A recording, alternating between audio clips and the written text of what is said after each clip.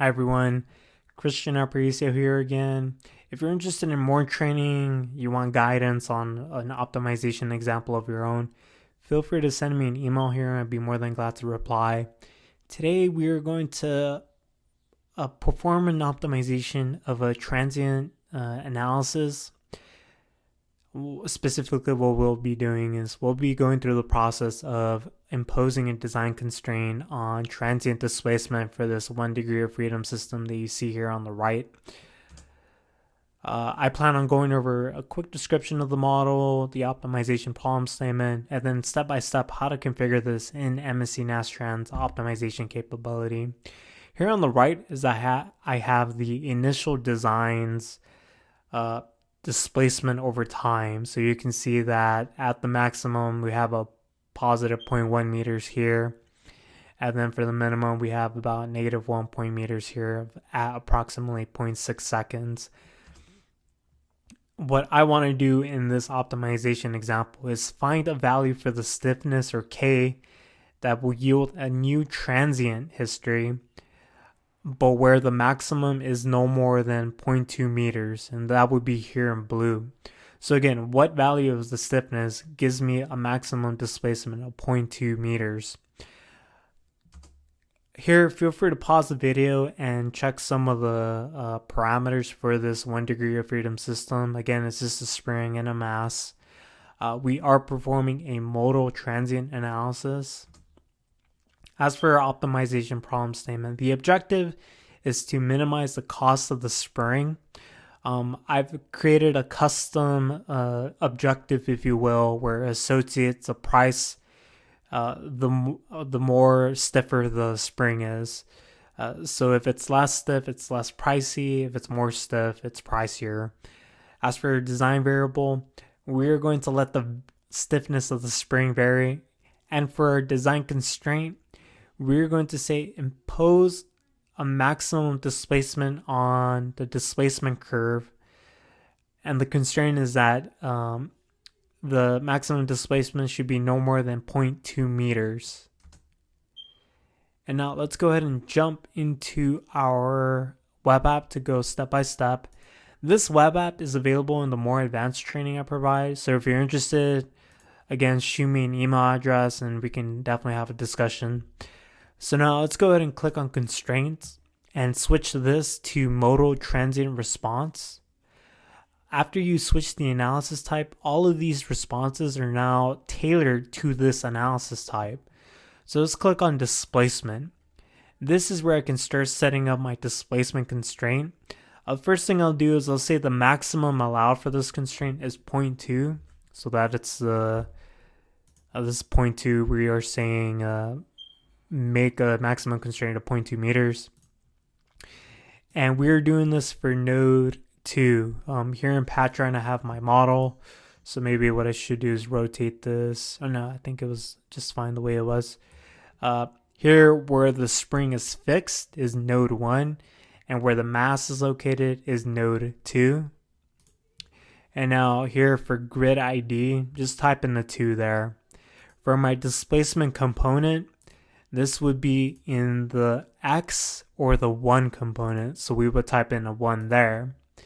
And as for time value, you can specify specific time values. So for example, if I wanted to say constrain, let me see if I can do this. If I wanted to constrain the value at 0.5, for example, what this would do is you would go here, and at 0.5, it would constrain whatever displacement value was there. But we're not looking to do that. What we're looking to do is, out of every point for time, take the maximum displacement and constrain that point. So through the design cycles, it could possibly be this point here. For the next design cycle, if this peak is the highest, it probably constrain this peak, and so on and so on. To do this, you would type in max here, MAX, and that will select the maximum point out of all the points that you have on your time plot. So now let's go ahead and select all of my outputs. We'll copy that, and we'll go ahead and paste it to my design model I'm working with. Again, I've already taken time to construct my design model. It already has my objective, my design variable. Now here I am pasting my design constraint. So that would be the section I just pasted. And now we'll go ahead and run this in Nastran.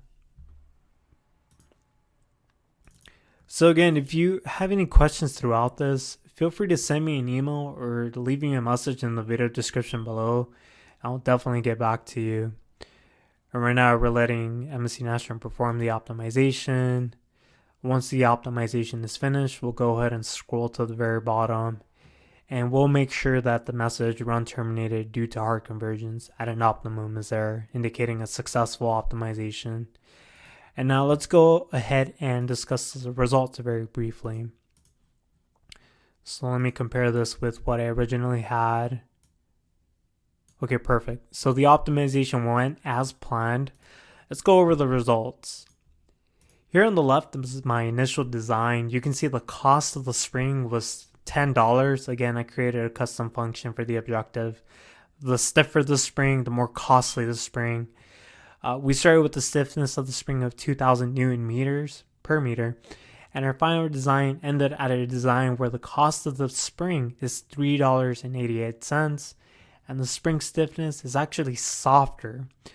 As a consequence, here in blue, you can see the final displacement of our spring throughout time.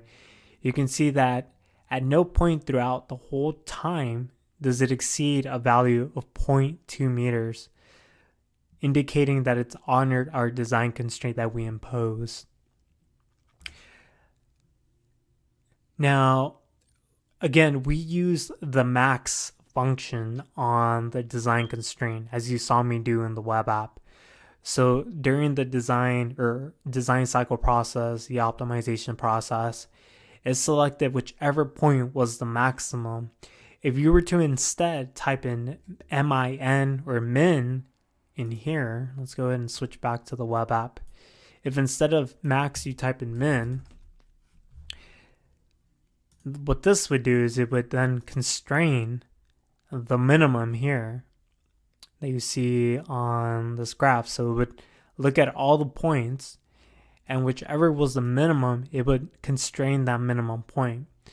Keep in mind that our current constraint for this constraint is no more than 0.2 meters. And that's really not a realistic design constraint for a minimum. You might have to make it negative 0.2 meters as an example. So here, let's move this 0.2 to the lower bound. And we're going to say that the minimum should not be any lower than 0.2 meters. And there are other variations you can play with. If you want to take all the points and find the average, there is a function called average, or AVG, that you can type in. Here in gray, and let me zoom into the graph. Here in gray is the actual point, or the average after you take and find the average of all the points. So if you were to say constrain the average out of all these points, you would then have to do the following in the web app. And let's go ahead and jump to the web app. So here I am in the web app. Let's suppose we want to change the min to AVG. So take the average and make sure that the average is no more than 0.1 meters here. So then we'll go ahead and put an upper bound of 0.1 meters. So 0.1 there. And so now throughout the design or optimization process, it will calculate an average value. So that would be the gray point. And then it will impose a limit of 0.1 meters. So this average value can never go beyond 0.1 meters. There's also another function, SSQ, or sum of squares, and another one, square root of sum of squares, RSS. And here, just in blue and yellow, I have the respective values. And these are the values for the initial design. Throughout the optimization process, your values of RSS and SSQ and the average, they'll vary throughout the optimization process. And here in this example, I have what it would be if we use RSS. So here in yellow is the original RSS value. And then here in blue is the new RSS value. And this is on the assumption that we've constrained the RSS value to 0.2. So let's go ahead and maybe modify the design constraint and type in RSS here. So with this, it's going to compute the RSS value for node 2 in the X or 1 component, and it's going to be less than 0.2 meters. So that's the design constraint there. And you can see the change in the initial and the final design. The spring is actually a lot stiffer to make sure the RSS value is significantly lower. Here in blue are the before and after transient curves. And now one quick comment. What if we leave the box blank? So let's go back and discuss that. So in our web app, what if we leave this box blank? What will happen then, MSC Nastran will then constrain every single point in your time history.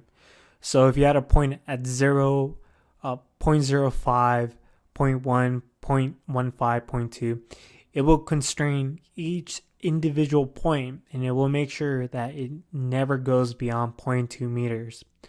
This is a big difference from before, because when we use the max or the min method, it would just constrain one point for each design cycle. But if we leave that box blank, it will then constrain every individual time point in our transient analysis. And what if I just want to constrain a specific time step in our analysis? For example, if I want to constrain just the point at 0.5 for all the optimization cycles.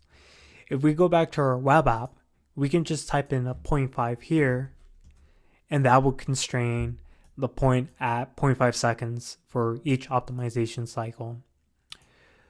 So with that, that's how you constrain transient displacement if you were performing with the transient analysis.